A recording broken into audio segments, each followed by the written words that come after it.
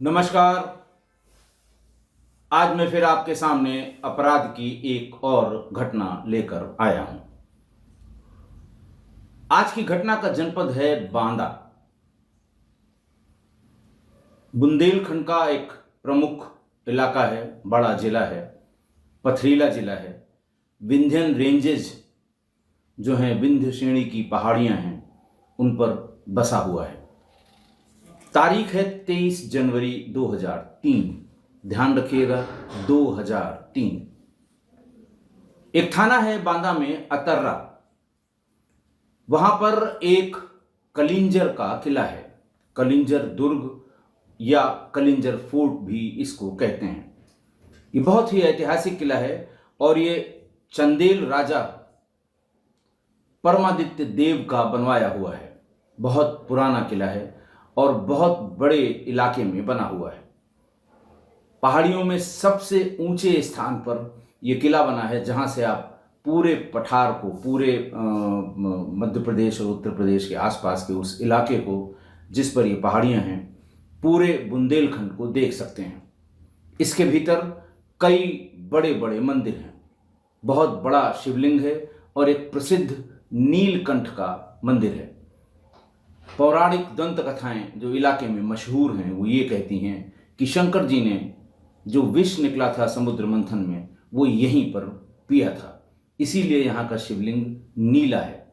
इतना बताने का आशय सिर्फ ये है कि बहुत पौराणिक और बहुत ही ऐतिहासिक किला है, हिस्टोरिकल भी है। विकिपीडिया में इसके बारे में और ढेर सारी जानकारियाँ हैं। अगर आप और जानकारी चाहते हैं तो विकिपीडिया पर Kalinjar fort Banda UP search करेंगे, आपको पूरी जानकारी मिल जाएगी। वहाँ ये आसपास के इलाके में 100-200 किलोमीटर में, क्योंकि एक तरफ पन्ना जिला पड़ता है, उससे बिल्कुल सटा हुआ, जो मध्य प्रदेश का है, और इधर बांदा पड़ता है। पन्ना उस तरफ, सतना और रीवा, तीन ये बांदा और चित्रकूट की सीमा से लगे हुए मध्य प्रदेश के जिले हैं। आसपास एक दूसरे के यहाँ शादियाँ होती हैं और लोगों का आना जाना है। ज्योग्राफिकल बाउंड्री जरूर है नक्शे पर मध्य प्रदेश और उत्तर प्रदेश की, लेकिन एक ही जैसा इलाका है। वहां पर जो जनश्रुतियां हैं वो ये हैं कि आसपास के इलाके में कोई भी शुभ कार्य होने के बाद लोग वहां पर कलिंजर फोर्ट के भीतर जो स्थित नीलकंठ मंदिर है, भगवान शंकर का मंदिर है, उसमें दर्शन करने जाते हैं। थाना अतर्रा के कंट्रोल रूम से रेंज के कंट्रोल रूम, जोन के कंट्रोल रूम और डीजी कंट्रोल रूम पर एक एसओएस मैसेज भेजा गया, इमरजेंसी मैसेज भेजा गया। ये बात है दिन में 1 बजे की। मैसेज ये था कि कलिंजर के किले के पास डकैतों ने एक बारात को बंधक बना लिया है और बारातियों को एक एक करके गोली मार रहे हैं। सूचना बहुत गंभीर थी कि पूरी बारात को डकैतों ने बंधक बनाया और फिर एक एक करके उनको गोली मार रहे हैं, बारातियों को। फौरन डीजी ऑफिस से और आईजी जोन के ऑफिस से, डीआईजी रेंज के ऑफिस से ये आदेश निर्गत किए गए कि तत्काल हेडक्वार्टर के सभी अधिकारी मौके पर पहुंचे, चाहे वो जूनियर हों चाहे वो सीनियर हों। कहने का आशय ये था कि DIG Chitrakoot, commissioner Chitrakoot, SP Banda, additional SP Banda, ये सारे लोग तत्काल पहुंचकर वहां ये देखें कि सूचना की सत्यता कितनी है और वास्तविक घटना क्या है। जो जहां जिसने सुना वो वहां से मौके के लिए भागा, कलिंजर फोर्ट के लिए। मौके पर चित्रकूट धाम के commissioner doctor BK. Gupta, DIG Chitrakoot Shri Devdutt, SP Banda SN Upadhyay और एडिशनल एसपी बांदा रामबोध गिरते पड़ते वहां पहुंच गए कलिंजर फोर्ट के पास। डकैतों ने पूरी बारात को बंधक बनाकर अंधाधुंध फायरिंग की थी। 6 शव मौके पर पड़े थे। 2 लोगों की अस्पताल में मृत्यु हुई, ऐसा वहां इकट्ठा गांव वालों ने बताया।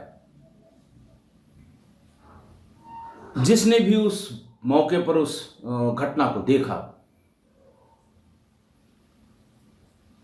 उसकी सबके रोंगटे खड़े हो गए। बारात में से लौटकर आने वाले अच्छे कपड़ों में, साफ सुथरे नए कपड़ों में, बारात के उत्साह में लोग आए हुए और थोड़ी थोड़ी दूर पर लाशें पड़ी हुई। काफी बड़ी संख्या में लोग गोलियों से घायल अस्पताल के लिए भेजे गए थे, ऐसा मौके पर बताया गया। पुलिस वालों की भी रूह देखकर कांप गई। घटना इतनी गंभीर थी कि इलाहाबाद जोन के आईजी श्री एसएन सिंह भी मौके पर तत्काल रवाना हो गए। डीजीपी थे उस समय उत्तर प्रदेश के श्री राधे मोहन शुक्ला जी। उनको जब मौके से एसएसपी और डीआईजी ने बताया कि साहब इस तरह की घटना हुई है, तो वो स्वयं भी बाई रोड लखनऊ से बांदा के लिए रवाना हो गए और उनके साथ सरकार ने डीजी मानवाधिकार और डीजी कार्मिक को भी भेजा कि मौके पर जाकर देखिए क्या किसी की लापरवाही है या ये और किस डकैत गैंग का काम है या फिर जो लोग मारे गए हैं उनका भी किसी आपराधिक घटना से कोई संबंध रहा है। तमाम चीज़ों की जांच किसी मौके पर की जाती है और कुछ चीज़ें उसमें बहुत ही अप्रिय भी लगती हैं कि साहब बताइए, हम तो भले आदमी, हमारी इस बात की जांच हो रही है कि मेरा क्रिमिनल बैकग्राउंड है कि नहीं है, लेकिन फिर भी जांच तो जांच है। डीजीपी यूपी श्री राधे मोहन शुक्ला ने लखनऊ से निकलने से पहले मध्य प्रदेश के डीजी से बात की और रीवा जोन के आईजी से बात की। उनसे अनुरोध किया कि अपने क्षेत्र में इन डकैतों का, जिन्होंने सामूहिक नरसंहार किया है, एक पूरी बारात को मार डाला है, उनके लिए कॉम्बिंग ऑपरेशन शुरू करें। मैं स्वयं मौके के लिए निकल रहा हूं। दोनों अधिकारियों ने मध्य प्रदेश के उन्हें पूरा भरोसा दिया कि हम अभी से अपने इलाके में कॉम्बिंग शुरू करते हैं। हमारे इलाके में अगर वो आए होंगे तो बचकर नहीं जा सकते। बांदा चित्रकूट से लगे हुए जो 3 जिले हैं, पन्ना, सतना, रीवा, इन तीनों की टोपोग्राफी और जियोग्राफी एक है। सभी विंध्यन रेंजेस पर बने हुए हैं। दुर्गम पहाड़ी क्षेत्र है, दुर्गम जंगल है। डकैत गैंग्स इधर अपराध करके उस तरफ मध्य प्रदेश के जंगलों में भाग जाते हैं और उधर के डकैत उधर अपराध करके इधर के जंगलों में भाग आते हैं। डकैत इधर या उधर के नहीं, डकैत गैंग एक ही हैं। वो पूरे इलाके में जिसका जहां वर्चस्व है वहां पर वो अपना डेरा, अपना अड्डा स्थापित कर लेते हैं। सभी वरिष्ठ अधिकारी रात तक कलिंजर फोर्ट के उस घटनास्थल तक पहुंच गए। डकैतों के आतंक से कई दशकों से जूझ रहे आसपास के गांव में बहुत आक्रोश परिलक्षित हुआ। लोकल इंटेलिजेंस यूनिट के लोगों ने वहां संबंधित आईजी, डीआईजी और एसएसपी को ये बताया कि साहब बहुत ज़्यादा आक्रोश है, क्योंकि बारात एक विशेष प्रयोजन के लिए, विशेष कार्य के लिए, शुभ कार्य के लिए गई थी और बारात को घेर कर मारा जाना ये बहुत ही दुख भरी बात है और डकैतों का ये अपराध अक्षम्य है। इस आक्रोश को देखते हुए बहुत ढेर सारी पीएसी की कंपनियां वहां आसपास के गांवों में लगाई गईं। आसपास के जिलों से काफ़ी पुलिस फोर्स मंगाकर और कलिंजर के आसपास के गांवों में लगाई गई।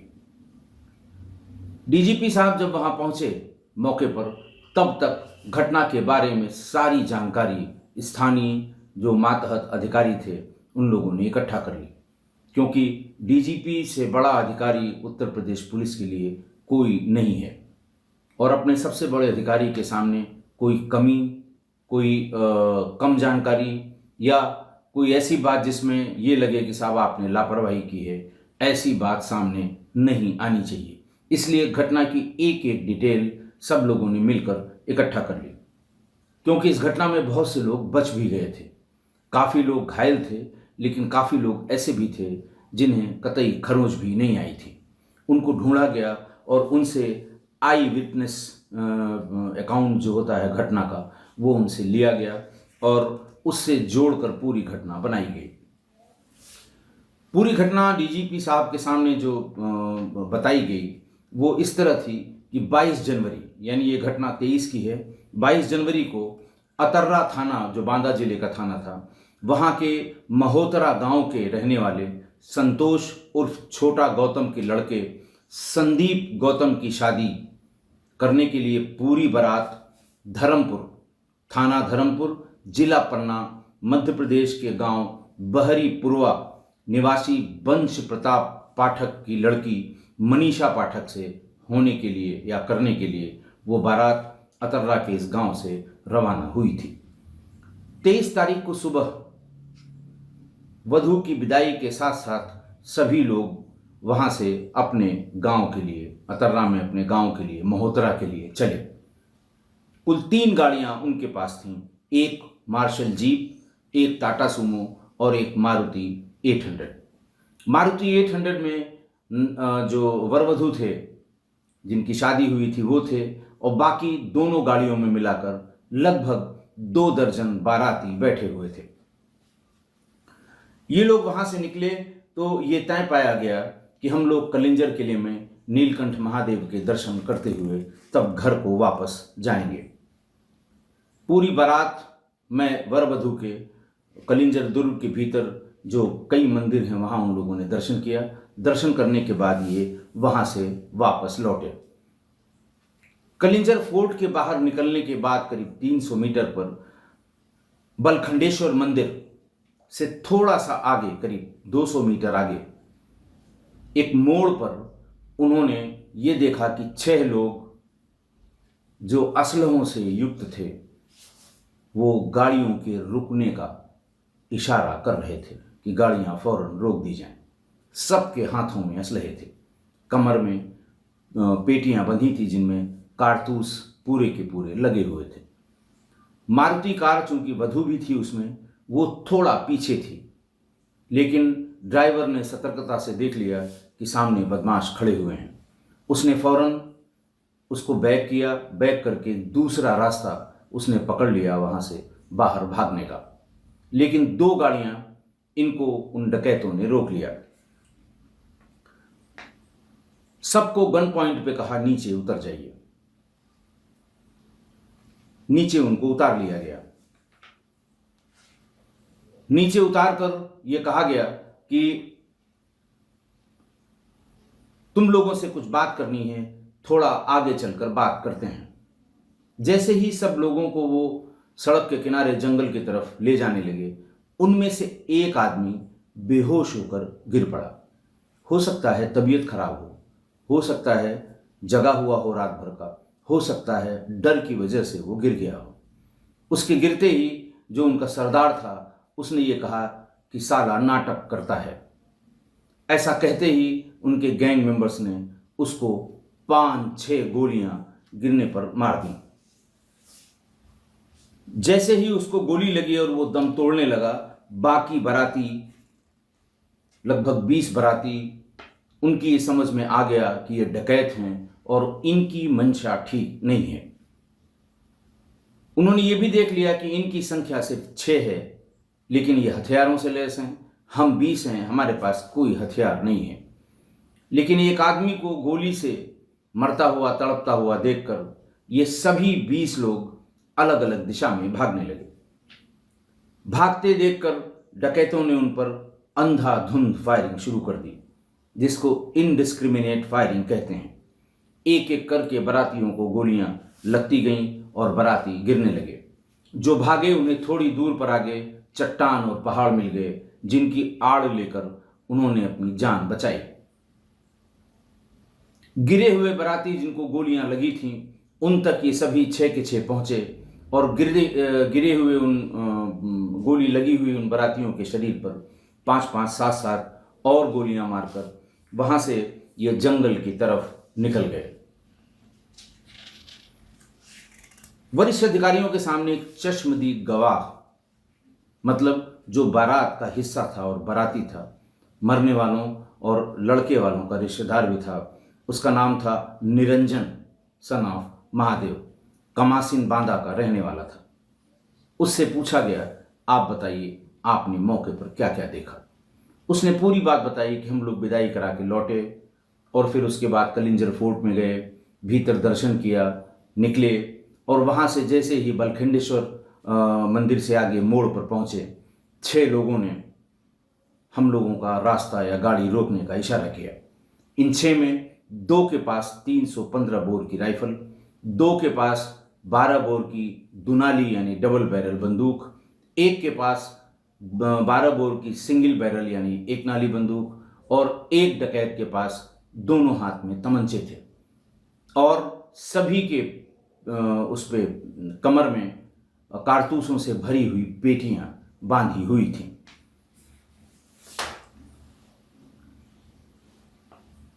अधिकारियों ने पूछा कि वो क्या चाह रहे थे। आप लोगों को जब उतारा तो उन्होंने क्या डिमांड की, पैसा मांगा या कोई बात की आप लोगों से, कोई रंजिश की बात वहां हुई, कहा क्या, क्यों ऐसी इनडिस्क्रिमिनेट फायरिंग करने लगे? उसने कहा कि साहब पहले जैसे ही उन्होंने रोका, रोकते ही दोनों गाड़ियों की चाबियां निकाल ली। ड्राइवर से भी कहा, बाकी बारातियों से कहा कि सब लोग नीचे उतर आओ। सारे लोग नीचे उतर आए, उन्हें एक लाइन में खड़ा होने का आदेश किया। उसके बाद सिर्फ एक बात पूछी कि पंडितों की बारात है, यानी ये बारात ब्राह्मणों की है। सभी ने एक स्वर में कहा कि हाँ, ये ब्राह्मणों की बारात है। इस पर उसने ये कहा कि ठीक है, तुम लोगों से कुछ बात करनी है, लेकिन सड़क पर नहीं। और हम लोगों को इशारा किया सड़क के किनारे जंगल की तरफ जाने का। जैसे ही सड़क उतरकर हम लोग जंगल में प्रवेश करते हैं, वैसे ही हम में से एक आदमी बेहोश होकर गिर पड़ा। गिरते ही जो इनका डकैतों का जो प्रमुख आदमी था, जो इनका लीडर था, गैंग लीडर था, डकैतों का जो मुखिया था, उसने जोर से कहा कि साला नाटक करता है। ऐसा कहते ही उनके साथियों ने फौरन उसको गिरे हुए पर 4-5 गोलियां मार दी। गोलियों की चोट से वो वहीं तड़पने लगा। जैसे ही उसको गोलियां मारी, सब लोगों के अंदर ऐसा भय व्याप्त हुआ कि लोगों ने सोचा कि अब यहां से अगर भाग नहीं गए तो हो सकता है ये लाइन में जिस तरह खड़ा किया था सबको गोली मार दें। 2 लोग या 3 लोग उसको गोलियां मार रहे थे। हल्का सा मौका देखकर और ये भी देख के कि ये सिर्फ 6 लोग ही हैं, हम 20 हैं, सब जो जहां था, जिस सामने उसको जो रास्ता दिखाई पड़ा, सब अलग अलग दिशा में भागे। भागते ही उस जो डकैतों का जो मुखिया था, डकैतों का जो लीडर था, उसने चिल्लाकर कहा, मारो सालों को, भाग रहे हैं। इतना कहना था कि सभी ने, उस मुखिया समेत सभी ने अंधाधुंध फायरिंग भागते हुए लोगों पर कर दी। लोग गिरते गए, लेकिन जिनको भाग्यवश गोलियां नहीं लगीं और थोड़ा आगे निकल गए, उन्हें पहाड़ी और पहाड़ के बड़े पत्थर दिखाई पड़ गए, जिसकी ओट लेकर उन्होंने अपनी जान बचाई। जो बाराती मारे गए उनमें से एक फतेहपुर जल संस्थान के जूनियर इंजीनियर अशोक कुमार तिवारी भी थे। अशोक कुमार तिवारी सन ऑफ प्रेमपाल तिवारी, जिनकी उम्र 45 साल थी, बांदा में तिंदवारी के रहने वाले थे। इन्हीं के साथ साथ इनकी 16 साल की बेटी श्वेता तिवारी और 17 साल का बेटा पुनीत उर्फ लाला तिवारी, ये तीनों एक साथ मारे गए। इनके तीनों के एक साथ मरने का कारण यह था कि ये तीनों भागे नहीं थे। बीच में अपनी बेटी श्वेता को रख के दोनों तरफ से पिता और पुत्र ने उसको अच्छे से पकड़कर घेर रखा था। उन्हें डर था कि हमारी बेटी को ये डकैत कहीं जंगल में उठाने ले जाएं। अपनी जगह से वो बिल्कुल नहीं हिले और तीनों को एक साथ गोलियां मारकर डकैतों ने मार दिया। श्री अशोक कुमार तिवारी, जो फतेहपुर जल संस्थान में जूनियर इंजीनियर थे, जिनकी उम्र 45 साल थी, बिटिया श्वेता तिवारी, जिसकी उम्र 16 साल थी, और पुनीत, जिसकी उम्र 16 साल थी। अगले व्यक्ति गंधर्व सिंह बुंदेला, इनकी उम्र 42 साल थी और ये ललितपुर के रहने वाले थे। जिस लड़की की शादी थी ये उसके साथ किसी साइट पर काम करते थे। अगला जो मरने वाला बाराती था वो सुधीर कुमार पांडे, उम्र 30 साल, पुत्र साक्षी गोपाल पांडे, रहने वाले ये कमासिन बांदा के थे। छठवें व्यक्ति थे सत्यनारायण इंटर कॉलेज तिंदवारी में लेक्चरर श्री श्याम सुंदर द्विवेदी। ये भी तिंदवारी के रहने वाले थे। सातवां व्यक्ति थे शीलू बिलोहा। इनके पिताजी का नाम मदन गोपाल बिलोहा। शीलू बिलोहा की उम्र थी 25 वर्ष। ये भी कमासिन बांदा के रहने वाले थे। शीलू के पिता मदन गोपाल बिलोहा, जिनकी उम्र थी 50 साल, उनको भी डकैतों की गोली लगी थी और वो मर गए थे।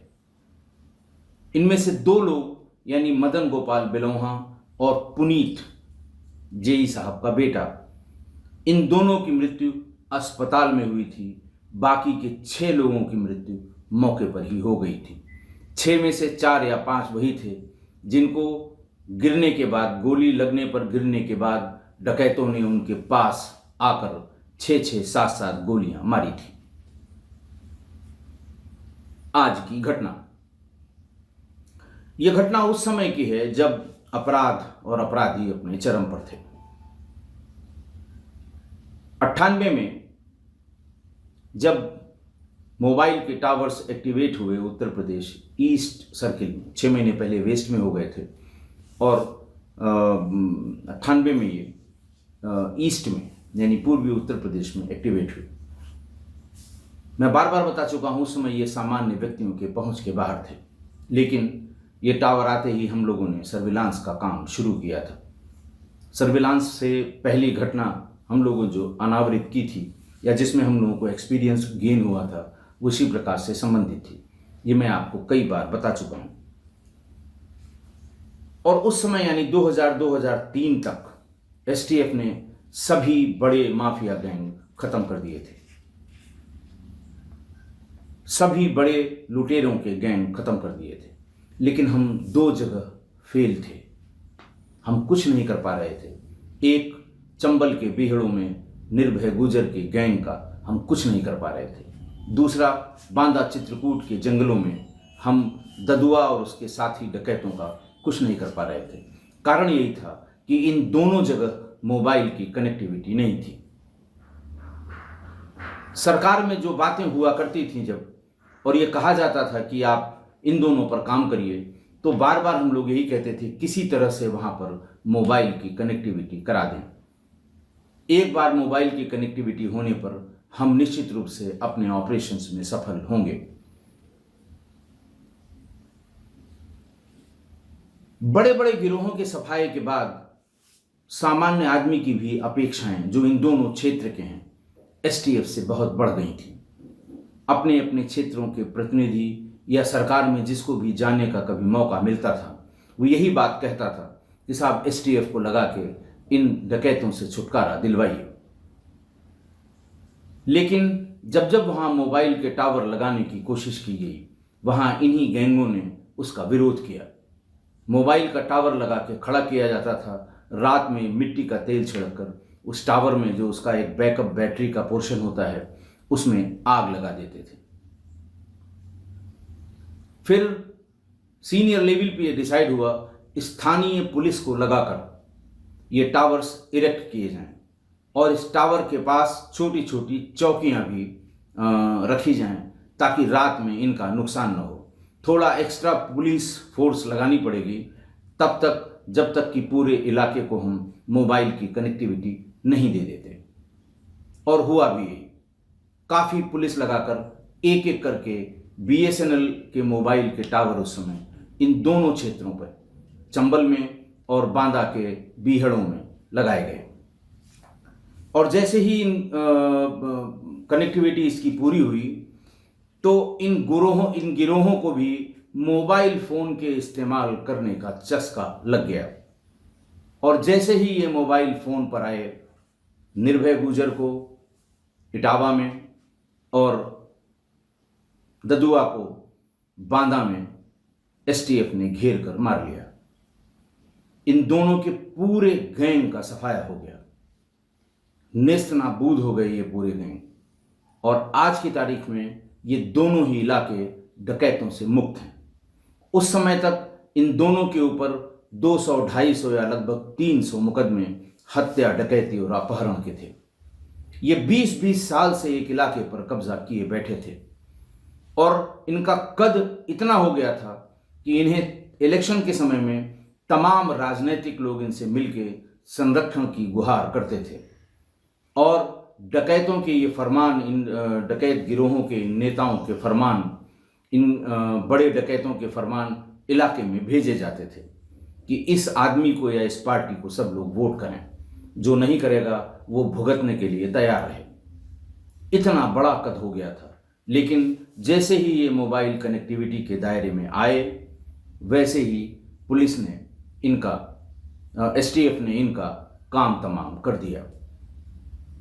जब ये बड़े स्थापित गिरोह जो उस समय चल रहे थे, ददुआ उधर और निर्भय गुजर इधर, उस समय इनकी राइवल गैंग्स भी तैयार हुए थे जातिगत आधारों पर। निर्भय गुजर का जो गैंग था वो गुजरों का गैंग था, वहाँ ठाकुरों के गैंग हुए, वहाँ बैकवर्ड कम्युनिटी के कुछ लोगों के गैंग हुए। ठीक इसी तरह से ये गैंग यहाँ बांदा और चित्रकूट के जंगलों में भी छोटे छोटे बहुत से गैंग तैयार हो गए। दो चीज़ों पर इन्हें हमेशा शक रहता था, मुखबिरी का और गैंग को खाना खिलाने का। अगर इनको पता लग जाए कि फला आदमी के यहाँ हमारे राइवल गैंग ने खाना खाया है, तो वो कुछ भी करके उस आदमी का नुकसान जरूर करते हैं। और ये घटना जो कलिंजर फोर्ट के पास हुई थी, ये भी उसी तरह की एक घटना, जिसमें ऐसा बताया जाता है कि राइवल गिरोह के लोगों को इनके यहाँ, इनमें से किसी के यहाँ या ब्राह्मणों के यहाँ या पंडितों के यहाँ कभी खाना खिलाया गया था। ये सूचना थी, ये गलत भी हो सकती है। लोग अपने दुश्मनों को से दुश्मनी निकालने के लिए एक दूसरे गिरोह के बारे में झूठी सूचना भी दिया करते थे। इस घटना के बारे में मैं बताऊं कि कभी भी इसका पता नहीं लगा कि किस छोटे गैंग ने किया था। लेकिन हर 2-4 महीने के बाद जब किसी मुठभेड़ में किसी डकैत की मृत्यु होती थी, तो पुलिस यही बताती थी कि ये कलिंजर वाली घटना में शामिल था। कलिंजर वाली घटना में 6 ही लोग थे, लेकिन पता नहीं कितने डकैत इस नाम पर कि ये कलिंजर की घटना में था, मारे गए थे पुलिस के हाथों। इसलिए सही सही ये कभी नहीं पता लगा कि ये किस गैंग का काम था।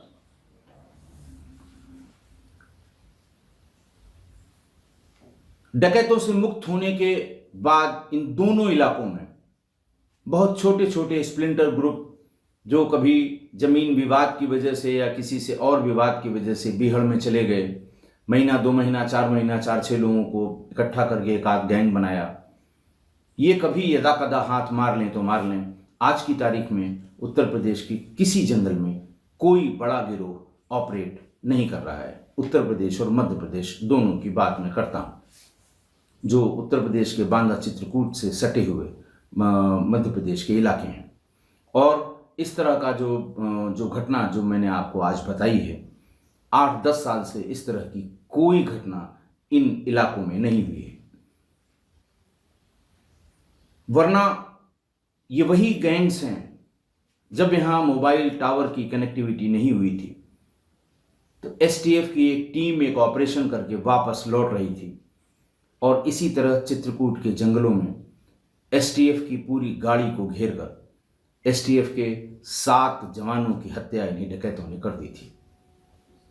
आप इससे अंदाज लगा सकते हैं कि कितना कंट्रोल वहां की ज्योग्राफी पे था इनका। रुकने, भाग जाने और दूर से किसी के आने पर उसको देख लेने की जो इनकी क्षमता थी, वो अद्भुत थी।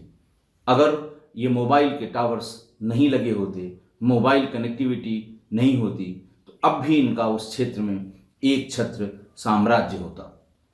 किस्सा कोई परिवार के नौजवान सदस्यों ने इस तरह की घटनाएं अपने काल में न तो देखी होंगी ना सुनी होंगी। हालांकि ये घटना जो मैंने आज आपको बताई है, ये सिर्फ 19 साल पहले 2003 की है। उसके पहले के लोगों को सबको पता होगा कि डकैतों का क्या आतंक था इन दोनों क्षेत्रों में। लेकिन नई पीढ़ी, नई जनरेशन, किस्सा कोई परिवार के हमारे जो यंग सदस्य हैं, उनको कभी इसका अंदाज भी नहीं होगा। भला हो इस कम्युनिकेशन टेक्नोलॉजी का, जिसने हमारा भी और आपका भी, पुलिस का भी और सोसाइटी का भी ऐसा भला किया है। आशा है आप मेरी इस बात से सहमत होंगे। आज के लिए बस इतना ही। बहुत बहुत धन्यवाद।